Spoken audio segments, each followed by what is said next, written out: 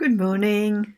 It's a gloriously sunny day here, and I can see from my face I've been sitting in the sun. So I thought I'd create a series of videos about my book. So partly telling you about it, but also doing some tapping around some of the things that are in there. I'm finally allowing myself to be quite proud of it, really. It's only 3 years since it's been out there, and it's been doing really well. Every month, more people are buying it.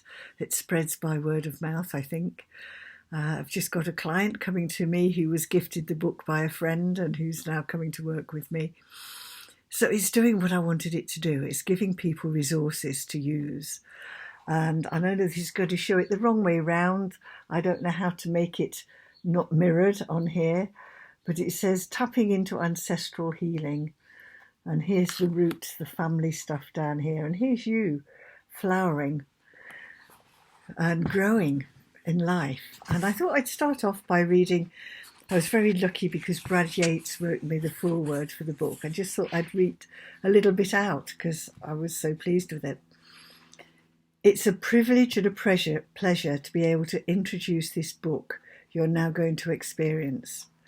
Jacqui has taken her years of experience and created a lovely guide to support you in clearing those past experiences that may have been limiting your health, wealth, and happiness.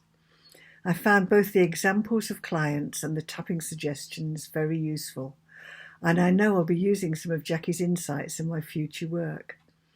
Whether you're tapping for yourself or you're a practitioner helping others, I trust you'll likewise find this book very helpful. Congratulations on picking it up. Now enjoy. So I thought that was lovely. And that's exactly what I designed this book to be. A guide to take you through clearing the stuff that's not yours, clearing the stuff you may have come into with other lives, stuff from the family, clearing stuff from this life, and then really focusing on who you really are and how you want to be living your life. And that's what the book's aimed to do, to support you. And several people have said they wish they could work through it with me. So at the end of April, I will be running a workshop, which is actually on my website, that's accompanying the book. So we'll be actually working through the book together. And there's various things in the book that I thought I'd like to share. One of them is often what you think is the problem is not the problem. There's usually things going on underneath, and what I discovered in the early days of EFT is, yes, you can deal with the surface stuff, but if you don't clear it, then it just reappears. It's the difference between chopping the top off a dandelion and next week you've got another dandelion, or digging the roots out and then there's no dandelion. And for me, I wanted clients, if they were putting the time and effort into clearing things, to actually feel they'd cleared them, and not that they were going to keep coming and biting them again. And one of the things I used as an example was flight phobias. Could be very simple. Somebody may have had a traumatic experience on a plane, and you can clear that trauma and the flight phobia goes. But what I discovered, it's often more deep than that. I had two people who came separately with a flight phobia. Both of them had started when they had a child. One was because they were afraid they weren't going to be there for the child because they were travelling for business, and that they would be a bad parent, like their father, so we had to clear that. And the other was the fear that they would go down in the plane and so would the baby, and they couldn't support them. And then a third one came to me with trauma around flights, and the first time she'd flown was just after her husband had died, and she was deep into grief. And what had happened is every time she went on a plane, the subconscious had connected that deep level of grief with flying. So every time she flew, she went straight back into that deep level of grief.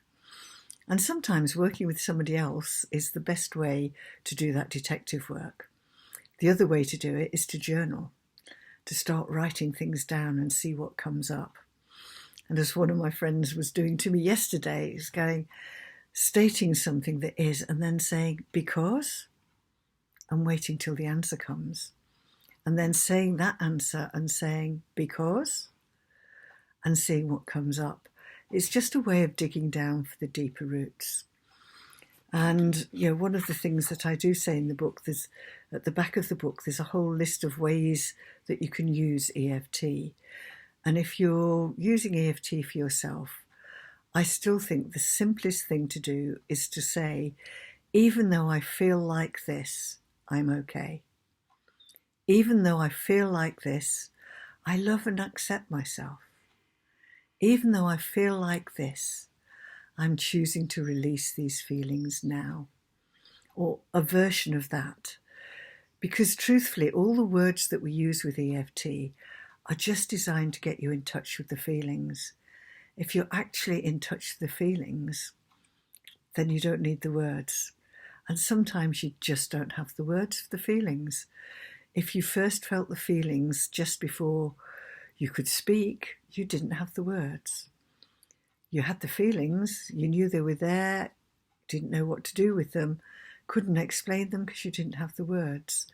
And because those feelings started at that time, even as an adult, you're triggered back to that time and you still don't have the words. So even though I feel like this, I'm okay. So let's just do a quick round on that. So focus on something at this moment that you're not comfortable with. Or if you're feeling good, just focus on feeling good. And you wouldn't be releasing that, you'll be holding it. So let's tap. We'll be tapping on the side of the hand for most of it. And as always, if you're tapping with me, you're taking full responsibility for your own well-being. So even though I feel like this, I love and accept all parts of me. Even though I'm feeling like this, I love and accept myself and maybe the others involved. Even though I'm feeling like this, I now choose to release anything that's no longer for my highest good. And I love and accept myself. I'm doing a great job. And that's the truth.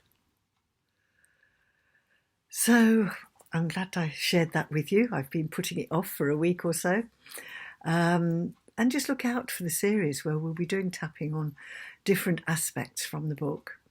And of course, if you'd like to work through the book with me, sign up for my workshop and I'll look forward to seeing you there. Bye.